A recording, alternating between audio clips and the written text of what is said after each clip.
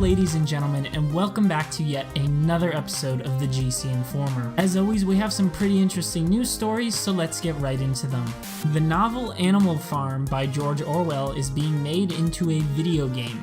Yes, you heard me correctly. It's an indie game and Orwell's estate is actually helping to make it.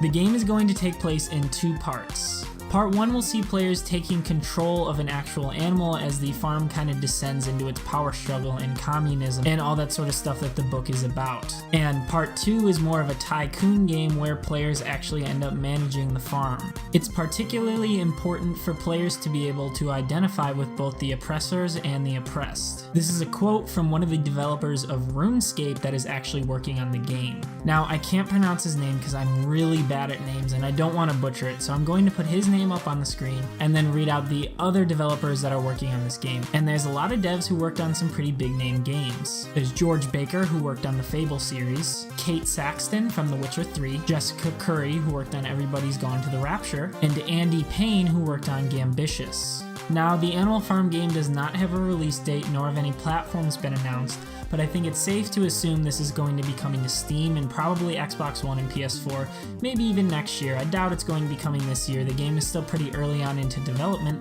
but this is a great way for the story of Animal Farm to kind of be brought to new audiences, especially in the type of world we live in today. I'm not going to get political or anything like that, but this is kind of a timely release for this sort of game.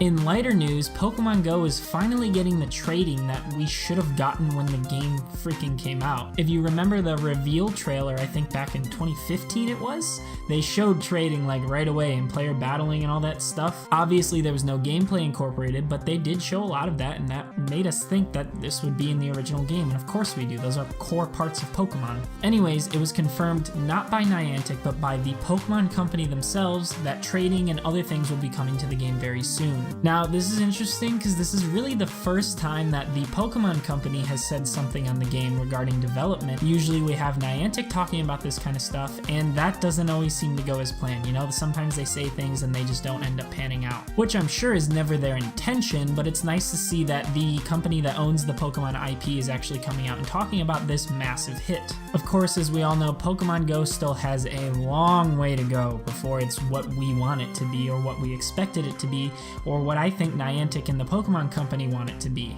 It was definitely a new type of game, an innovation in and of itself, and something that still has a lot of kinks that need to be worked out. So it's hard to give them too much shit, because they are kind of treading on new ground here, and they're still trying to bring us this wonderful new experience of playing Pokemon in the real world. You know, this is about as close as we're going to get to that, aside from VR and stuff like that.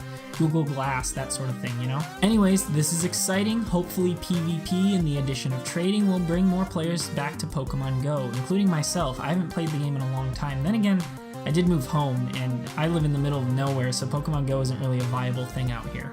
Just a quick PSA, the newest comic for Overwatch is now live on Blizzard's site and you can go read it. It's called Wasted Land and it follows Roadhog, Junkrat, and a few other characters as they kind of deal with some business that went down in Junkertown. You know, it's always really cool of Blizzard to keep adding this type of lore to the game. Now, this isn't necessarily in-game lore, but we're getting that slowly, and this does correlate with the recent Junkertown map release, so that's always cool of them to do. Battlefield 1's latest DLC pack is now available to Season Pass holders and will be available to non-Season Pass holders in about 2 weeks. The update is called In the Name of the Tsar, and it brings with it 5 new maps, a new supply drop game mode. It also comes with 2 new operations, new vehicles, new guns, bug fixes, all the stuff you've come to expect from DLC updates nowadays. I really like Battlefield 1. I haven't played it since a few months after its release, but man, when that game came out, I put a lot of time into it. Kind of miss it. And last but not least for today's news, the sketchy Steam key selling site G2A has just incorporated loot boxes into purchasing video games in their storefront. Now, I know this is something that's been incorporated into other sites before. Even Steam has some variation of this with the trading card packs. And there also exist services like Humble Bundle who do like the mystery bundle where you spend a certain amount and you get a random amount of games, but those games do come from a list of games that you know you can get. So it's not 100% mystery, it's more of a mystery of that list of games that you see with the pack. Anyways, what makes the G2A situation different is not necessarily that it added loot boxes, even though that's kind of weird and annoying and I just don't really like that trend nowadays. The issue here is the interface that they included with this loot box sort of update. So how it works when you buy one of these loot boxes is that you still see the list of games that you have the chance of getting, only now when the loot box is opened, it goes into sort of a roulette where you see all of the games that you can be getting, you know, spinning across the screen like this, and then it kind of slows down onto almost one game, you think you're gonna get it, and then it jumps to the next game.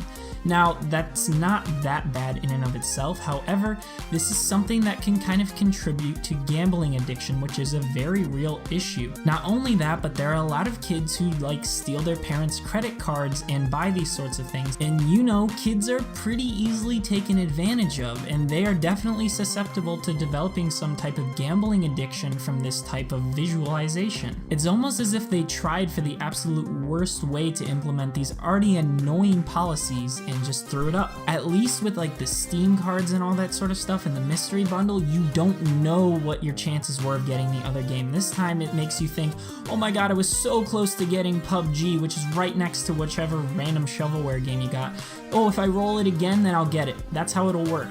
And they try to take advantage of that with this roulette system. That's pretty fucked up. It's something that definitely needs to be checked down the line, or we're going to pay for it later.